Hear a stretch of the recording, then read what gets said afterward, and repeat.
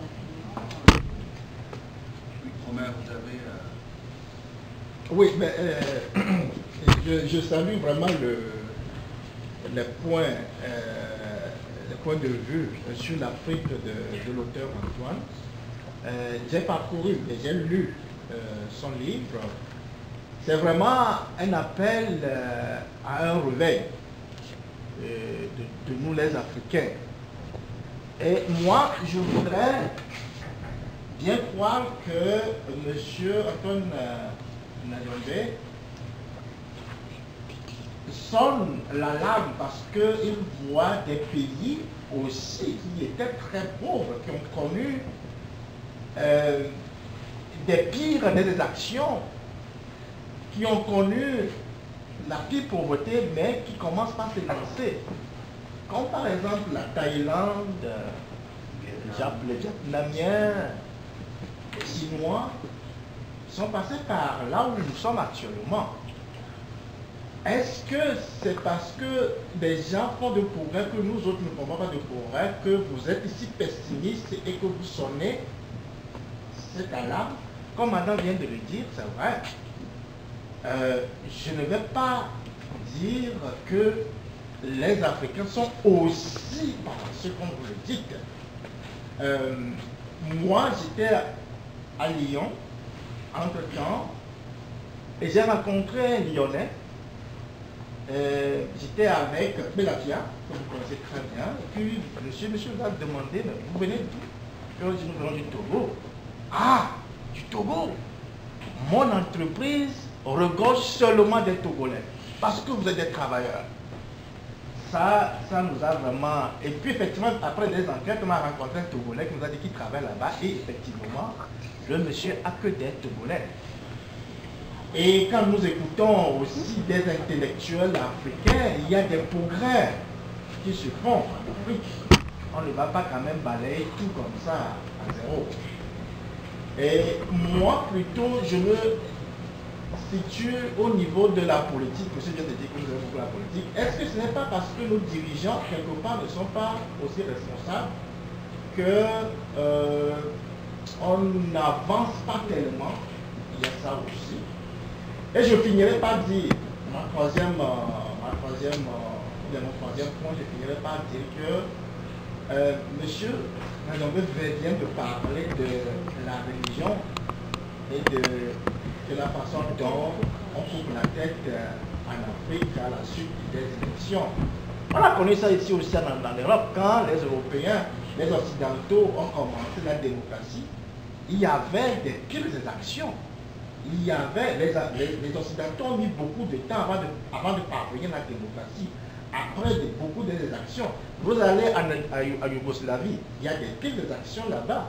Aujourd'hui en Irlande de l'Nord du Sud, avec le problème de religion, il y a des actions là-bas. Donc on ne va pas quand même dire que les Africains sont trop barbares qu'en 2052, nous finirons par disparaître sur la planète. J'en doute pas. Je m'arrête tout. Parfait. L'auteur va répondre d'abord à cette deuxième intervention, peut-être. Oui. Je voudrais vraiment que ce soit un débat et ne vous réservez pas, même si vous avez pris la parole une première fois, cela n'exclut pas que vous en preniez une deuxième, troisième.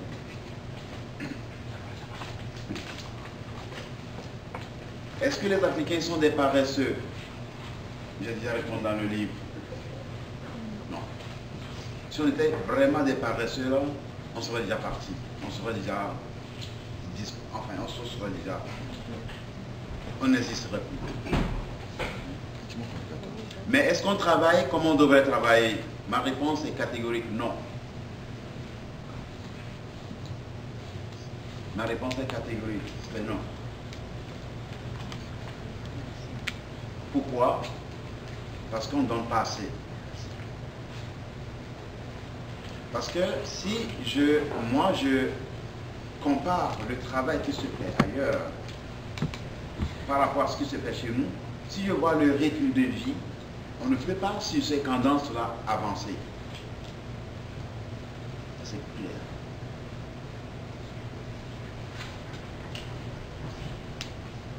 Oui, monsieur Antoine, c'est un débat. Est-ce que je peux intervenir tout de suite sur ce point? Oui, vas-y. Vous avez raison, mais la nuance qui est là, à ce niveau, c'est vrai que quand vous allez en Afrique, vous allez voir, pas plus que la semaine passée, j'écoutais une émission sur le Togo, où on est en train de faire le recensement des travailleurs pour savoir qui effectivement travaille dans telle institution.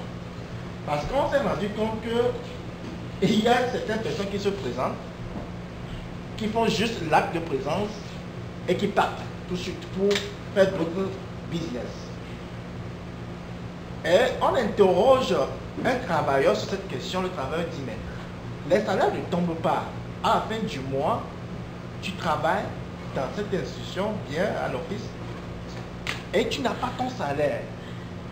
Moi, je vais faire l'acte, au moins pour garder ma place, et je vais faire des émigrants. Je vais faire des émigrants, c'est les taxis, motos là, qui conduisent pour ramasser quelque chose pour pouvoir aller nourrir notre famille. Si vous me dites aussi que les Africains ne travaillent pas, regardez les conditions dans lesquelles nos femmes vivent en Afrique. Avec tous ces fardeaux qu'elles ont, vous allez les voir avec des enfants autour, les bols à la tête, ils vont chercher de l'eau à des kilomètres. Non. Moi, je dis que cette façon de dire non catégorique pour notre travail des Africains, c'est trop lourd. Ok. Mais moi, je pense que la nuance se réserve au niveau de, effectivement, la non-paye. Ici, le premier ou bien à la fin de chaque 2 semaines, tu es sûr que tu vas dans ton compte, il y a le salaire. Ça, si le salaire ne tombe pas, c'est qu'il y a une erreur.